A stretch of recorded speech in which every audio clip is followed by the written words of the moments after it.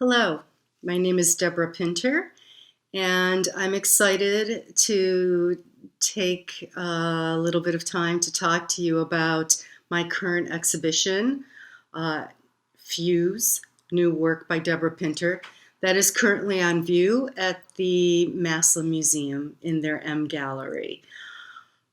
This work that has come together for this exhibition is a collection of images, prints, both in the form of printmaking, in the form of photography, and then also using my own hand to draw on top of them, paint on top of them, and also use gold leaf.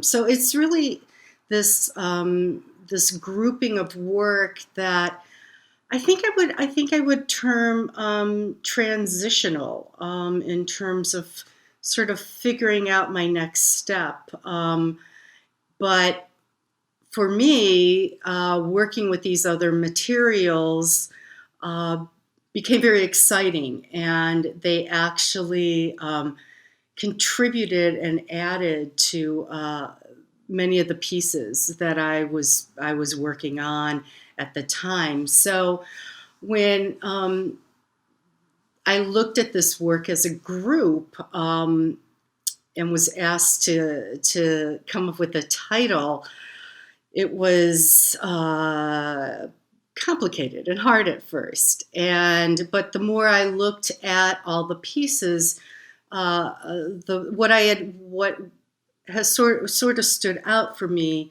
were two things. One, that the images themselves were stepping stones in terms of the earlier work that I did in 2016 up to the newest work that was done in 2019, almost before I dropped work off practically. And not only were they all stepping stones for me to get to the next point, but they were also a way for me to take my knowledge in terms of being a photographer, being a printmaker, drawing, painting, and bringing them together in a way that, at least for me, seemed to work. So when I was laying out the show and deciding what to put in, I thought it was very important that I started with really the piece that I felt was successful for me to get me to the next point. So that piece is called 43-2016, and it's a triptych of 3 different monoprints that I created from one piece of plexi. And let me give you a little background on my process for this particular work, because hopefully it'll make you understand a little better. So what I do is take a piece of plexi and ink it up, completely cover it, and in this case it was with black etching ink. And then I lay down plants on top, put my paper on top of that, put another piece of plexi on top of that, and then run that through the press. And by doing that, what it gives me is it'll give me a silhouette of the plants and really a black and white. There's nothing else in terms of seeing any of the veins from the plant, although you might see them embossed slightly. But it's really a silhouette of what's around the plant. So where the plants were on the paper, that area is white, and where the ink went around the plants and on the paper, that area is black. So that's the first print that I'll get. And what I'll do is I'll save those plants. I'll very gingerly pick them off of the plexi and save those for my next 2 prints. So then what I end up with on the plexiglass is something, and this is the part that I am most excited about. It looks like a negative. It has great detail. You can also say it looks like an X-ray as well. And that is then what I print next. And that is not considered the mono print. It's considered the ghost print of the mono print. And that's usually the ones that I'll exhibit singly on their own. Again, those are the ones that I'm most excited about and find really fascinating just because of how the plants transfer and how the ink just it's just beautiful how the ink ends up forming onto the paper. Usually from that piece of plexi I can get a 3rd print, and what I'll do at that point, and even sometimes with the first ghost print, I will take the plants that have the ink on them and lay them up so that that ink will touch the paper. And that's the way that I've sort of figured out how to create this sort of layering effect. If you think about the artist Hans Hofmann and that idea of this push-pull of creating this idea of space and dementia. And that's really what I'm trying to do with that particular body of work. And very excited and very happy with the results that I've gotten from those. Those of you who are artists, you all know that obviously that wasn't my first try, and that I probably, and I do have drawers full of pieces that they never quite make the cut. So I haven't gotten rid of them, and it's only been the past year that I really started looking at those. And the reason why I bring those up, because of the very last print that I ended up doing within this group of different types of work. It has a lot of gold leaf on it, and it's titled 11-2019, and that one has a lot of has watercolor and gold leaf, and that actually came from one of my early prints, which I knew didn't work the way it was, and there was something to it. There was something I really loved about it, but I also knew that it needed something. And so I felt that because that piece for me sort of took everything full circle and brought it back around for me, that it works. And so I really wanted to have this range of imagery from work that I started in 2016, and then a piece that I literally had just finished that also was not printmaking, but brought together my experimenting with gold leaf, or variegated gold leaf, as some of it's called. The piece that most shows the use of this variegated gold leaf and is my largest piece that I ever tried to make to date. Again, a triptych called The Three Graces. And that piece itself, I wanted to challenge myself. I really wanted to make an image that was different from what I had done before, that I really had to think about, and I wanted to, again, just push myself. I think most artists in their lifetime really want work that's challenging, that will push themselves to a new point. And so The Three Graces is from images that I took probably back in 2014. 2016 over by the Cleveland Botanical Gardens in the wintertime, and I panned the image of these leafless trees, and I had them, and I just didn't know what I wanted to do with them. And so years later, as how it works, I finally figured out the process that I wanted to try and that I wanted to use to sort of represent and honor this image that I took of trees. So what I did was I printed them out. I have, as you see, the 3 images, and then I printed them out on 3 separate sheets of drawing paper that you can use to run through an inkjet printer.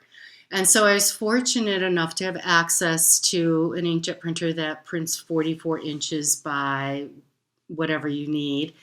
And so I ended up playing around with some of the different prints and figuring out how much of the print I wanted to show in terms of tonality.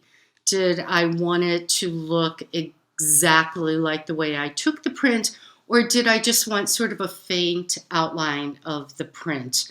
And I sort of settled on something in between, because I knew that I wanted to use my own hand and rework the prints.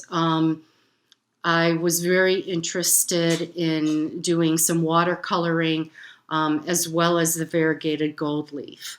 So the three murals took about a year off and on, working on them and getting them to the point that I was happy with them. So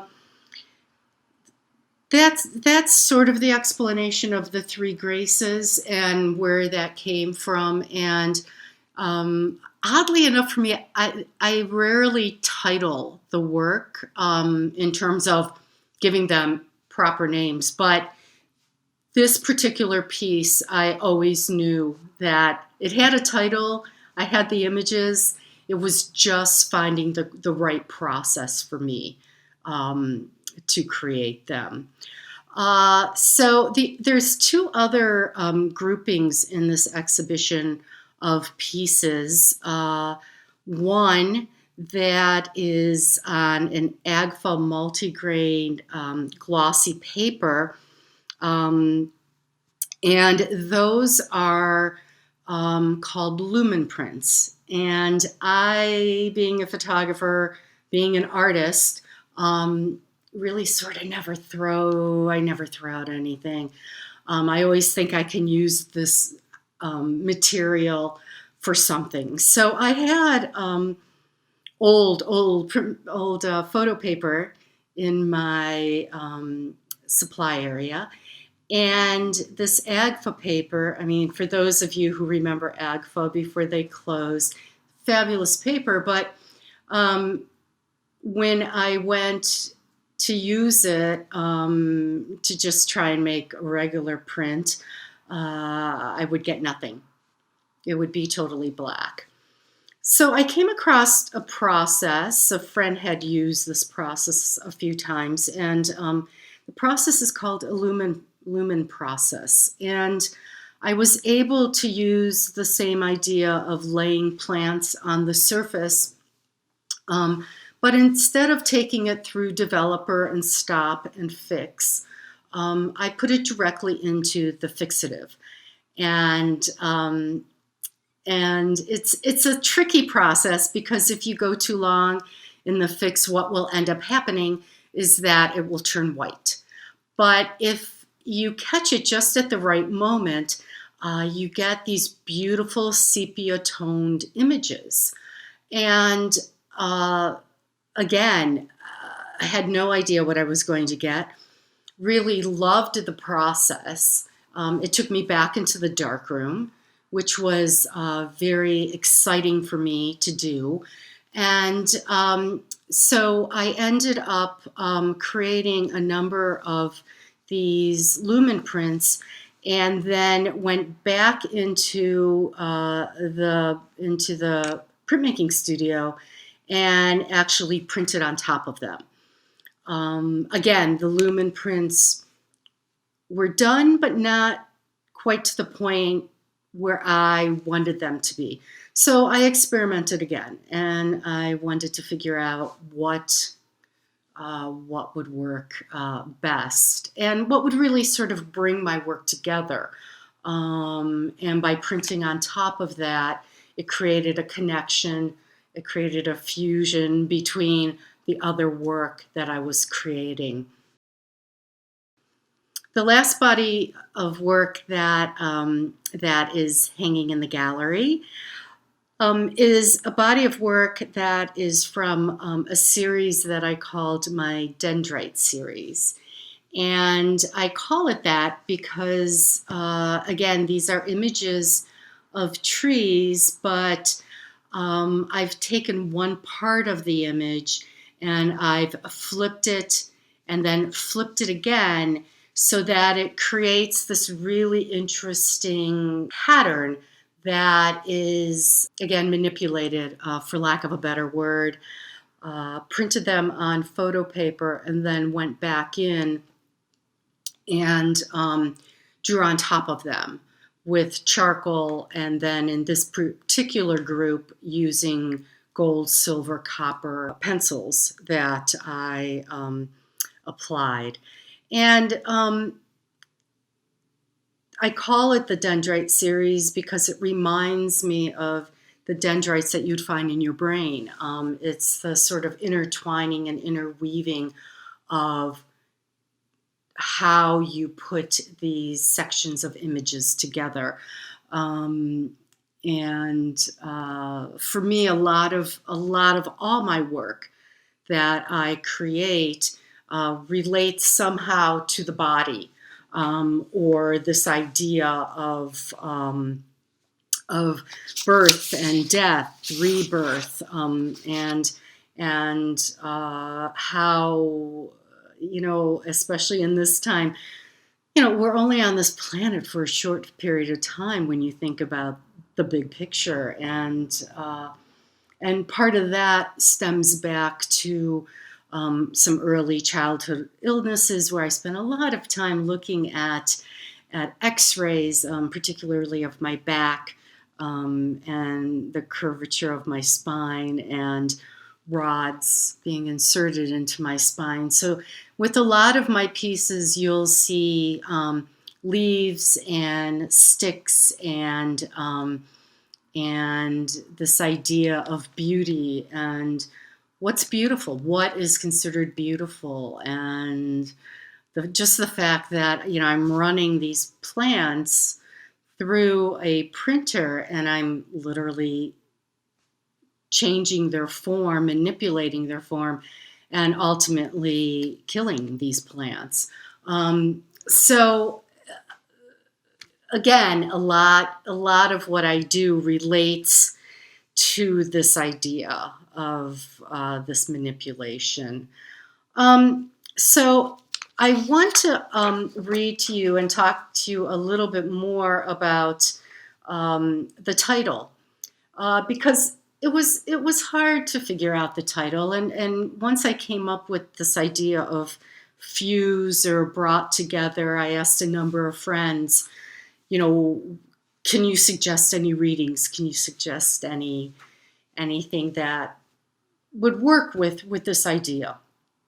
And a friend of mine suggested reading Dylan Thomas, and I wasn't quite done with the work that I was doing, and I was excited to find one particular poem that spoke to me. I'd like to read the poem now that inspired the title for my current body of work. The title again, The Force That Through the Green Fuse Drives the Flower, and it's a poem by Dylan Thomas. It's one of his earlier poems, and it goes like this. The force that through the green fuse drives the flower drives my green age. The blasts, the roots, the trees is my destroyer. And I am dumb to tell the crooked rose my youth is bent by the same wintry fever. The force that drives the water through the rocks drives my red blood.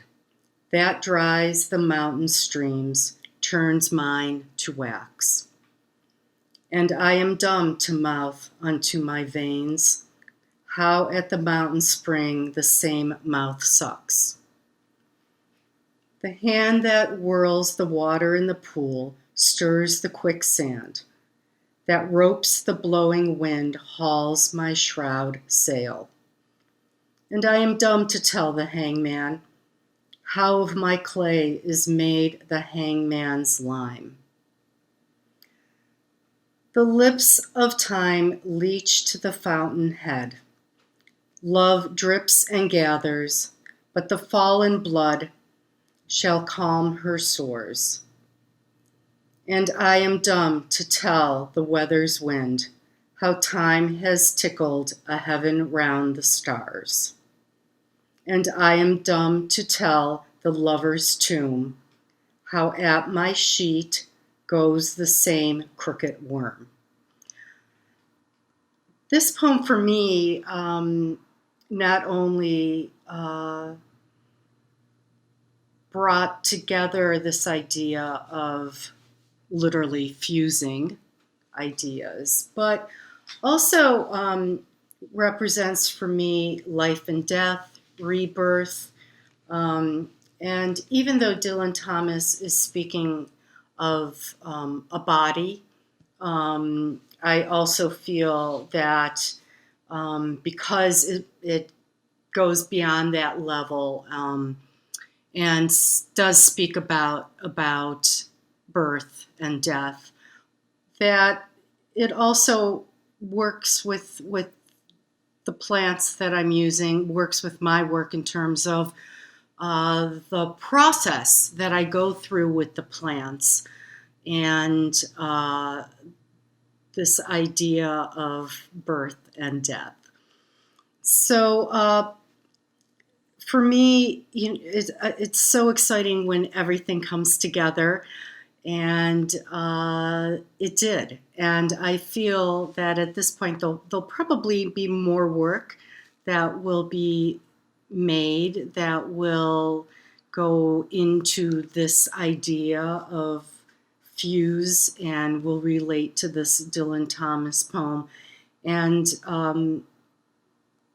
I probably will be adding that type of work, creating that work that will be added to this particular body of work, I'm probably for the rest of my life.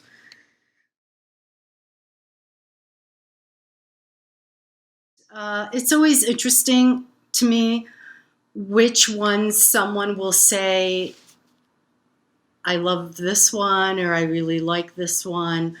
I've been lucky that no one has said to my face that this is horrible, but I was very surprised with the last piece that I created, the piece 11, 2019, with the gold leaf.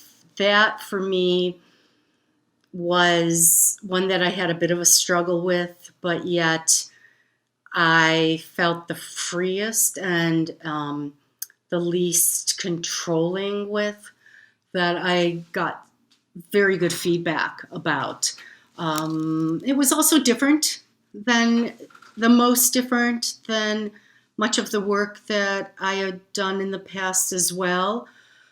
Of course, photographers tended to gravitate towards the Lumen prints. And then I think with the Three Graces, which is curated into another exhibition, the curator of that exhibition saw that work as very sort of Renaissance in terms of the gold leaf in the trees and very calming. So it's always interesting to me to see how and what people say about my particular work, which again, I love feedback and I love to find out which images people are gravitating towards. Yeah, so I've had some very good feedback on the work that I create. But I also too I think since I've been an art maker now for almost 40 years, I I've learned. I know what is pleasing. I know uh, what I think people will gravitate towards. I feel my work is, you can call it pretty or beautiful. It's a personal work. It's not work that is making a political statement of any sort. So again, when you've been making work for as long as I have, compositionally, and you learn what works and what doesn't. And so, I think at this point I have an idea. I hope that I get good responses to what I'm doing. And I hope that I'm growing as an artist. That's for me the most important, that I'm never creating the same work over and over again and getting stagnant in how I'm working. I'm always trying new things. For me, a lot of times it's the process. And in the beginning, I would say it's always been the process. And so, with that being said, early on, the pieces weren't always successful in terms of creating an image that people would want to see. Process-wise, they could be considered successful, but not compositionally, visually successful. And now I think at this point in my life, I've learned how to make those two come together. How long have you printed plants? I started working with plants, in 2000. So I guess I've been using plants now for 20 years, off and on, in different forms. Actually, you can see an image behind me, and that was an image that I created by laying plants on top of a scanner that I scanned, and then I would print them out onto a silver mylar paper. So depending how the light is hitting the piece, you can get a very nice sort of glow, or the image could sort of disappear more. And I did that because at the time, like most artists, when you're starting out, you have full-time jobs, and it was a way that I could create work in a quick way, but still be creative. And at the time, I had a house and I had a garden, so it was very easy to come home from work and just go out into my garden and find plants and use those, to still be producing and creating in some way, which, for an artist, is very important. What goes through your mind when you select a plant to print? What qualities are you looking for in the plant? Um, depending on what kind of dimension I want to get in the plant, is how I select what I'm using. Sometimes I'll use mostly the leaves of the plant. Early on, I mostly used flowers. So because I've been doing this now for so long, I pretty much know what I'm going to get. So the early work that I created in 2017, mostly, I mostly used twigs and sticks. because I was creating a number of pieces that were dealing with the idea of the body again and the spine. I kind of went back to that idea. Now the images, especially the Lumen prints, I feel that the plants I selected made the images more whimsical, if that makes sense when you look at them, because of the layering that was happening with the Lumen print itself, not what I was printing on top. And so it's just sort of, now I don't really go out and purchase many plants like I did in the beginning. I'll walk just around my neighborhood with my scissors and cut a leaf here and cut a plant there. Or I have friends who have amazing gardens who have now asked me if I would, asked me or allowed me to use their plants that are in their garden. And do I consider myself a printmaker, a photographer, or both? I think I consider myself an artist first and foremost, and that printmaking or photography is just a way for me to express my visual voice, along with drawing, along with painting. I've never I've always worked in different mediums. I tried, for example, I tried working in clay when I was at CIA at the Cleveland Institute of Art, and I was horrible. And it wasn't until probably maybe 15 years ago, I had the possibility to sit down at a wheel where I was working, and I would just go into the ceramic room when no one was there, and I started throwing on the wheel. And for me, I made some interesting, fun pieces, and it was the time. It was the time I had the patience, and it was the time. At that time in my life, working on the wheel was very meditative for me and calming. And because I know when I tried to do it in my 20s, I couldn't do it. So I would consider myself an artist, and I would really say that whatever art medium I might be interested in, that's what I work in.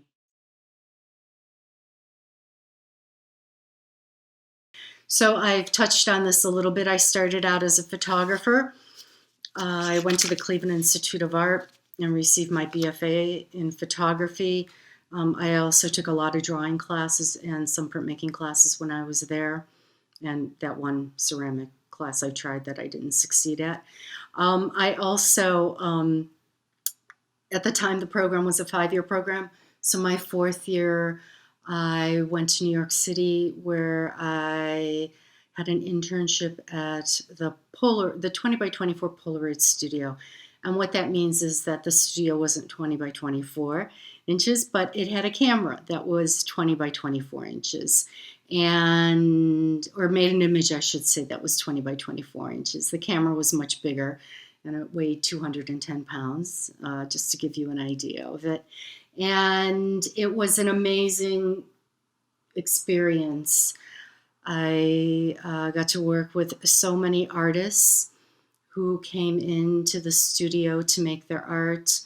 At the time, I also worked with a phenomenal artist named John Reuter, who I credit to this day, who sort of started me off on the work that was really the basis for everything that I do now, with my body series that I created for my BFA exhibition at the Cleveland Institute of Art. From there, I went on to graduate school, I wanted to be back in New York City, and it was just the right time. My work was in the right place to continue to be in school. So I went to at the time, the program was at the International Center of Photography, and it was a joint program with New York University. So the degree came from NYU, and I was able to take classes at both ICP and NYU. And again, it was this incredible experience, and that's where I took printmaking again, and really enjoyed it, and as well as photography with wonderful, amazing teachers who just taught me so much about it was just it was when you're a sponge at that age, you're just learning so much, and it was looking back on it, I'm so grateful that was the step I took. And then after that, I worked for a while as a studio manager. I did a number of jobs in New York City, and I decided that I wanted to take what I'd learned about photography and printmaking and use that for my art. I was at a point where either I would set up a commercial studio or make another move. So I ended up moving back to Cleveland at that point because, well, a number of reasons. I was, and the other thing that I'd always done throughout my early career was teach or assist, and I worked at the Cleveland Museum of Art, first assisting and then teaching children's art classes. And so I knew if I came back to Cleveland, there would be a number of job opportunities for me. So I did. I came back to Cleveland, and I worked at the Cleveland Museum of Art, giving tours and running studio classes. And I also became a visiting artist for MoCA Cleveland and for the Ohio Arts Council.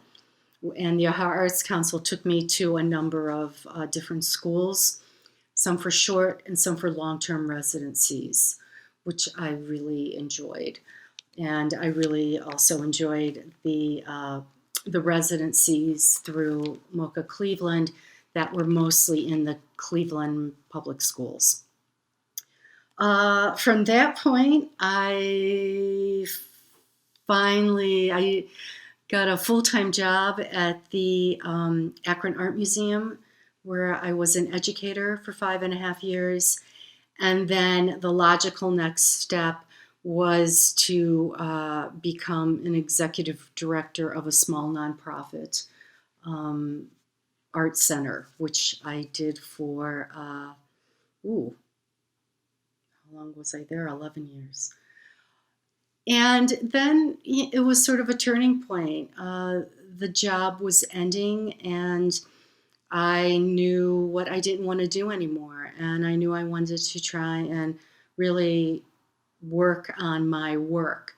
I was getting some success with my early monoprints, and I wanted to keep moving in that direction. So I went back to being a freelance artist, which I hadn't done since I was in my late 20s, early 30s.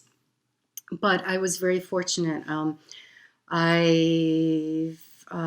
Throughout, this started in 2016 or 15, sorry. And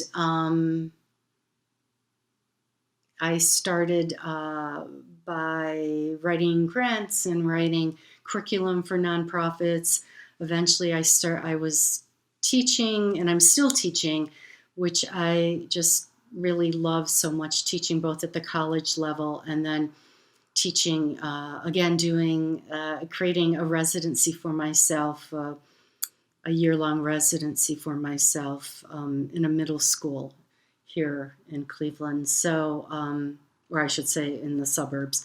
And I'm making my art. And, I allowed myself 3 years, and it's been more than 3 years now, and it's been working.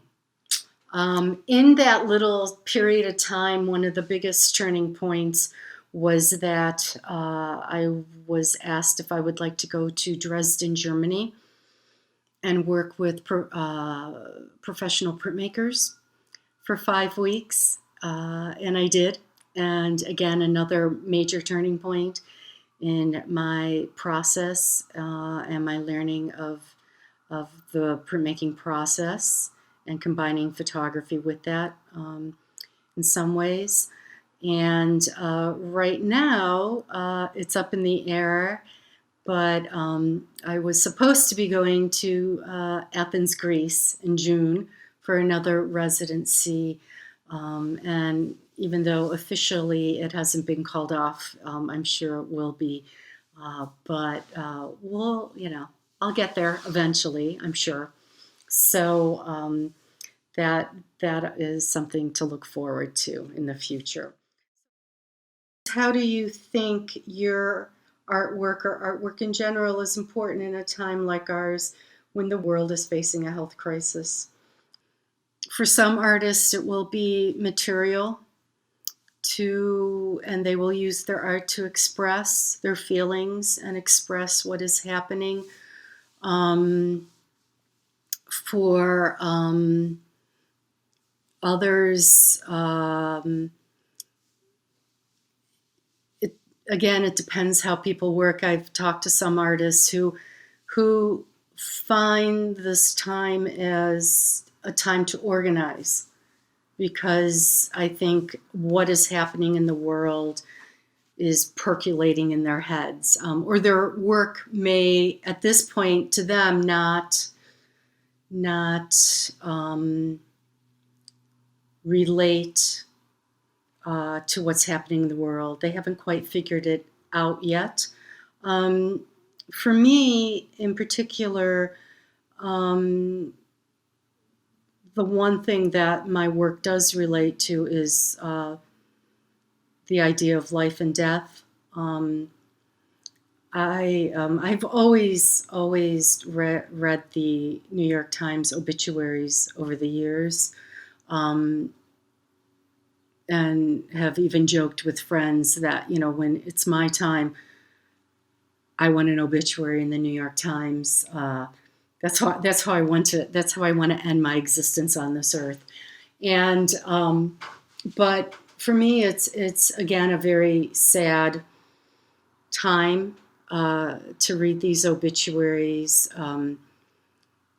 because it's not artists who've had long lives who are dying a natural death.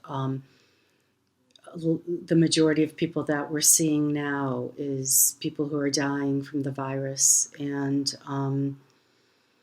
it's incredibly sad, and it brings me back to when I was living in New York in the mid 80s and early 90s, and how many people were being lost to the AIDS epidemic. And so I've had time to think about this, and in terms of just who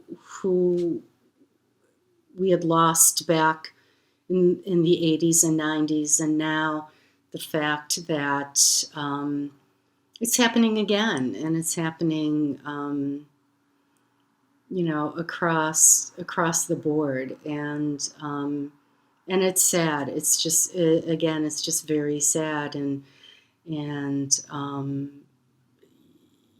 who we're losing to this virus that there's just no control. So I think artists will use this. I don't think that you're going to see anything immediately. I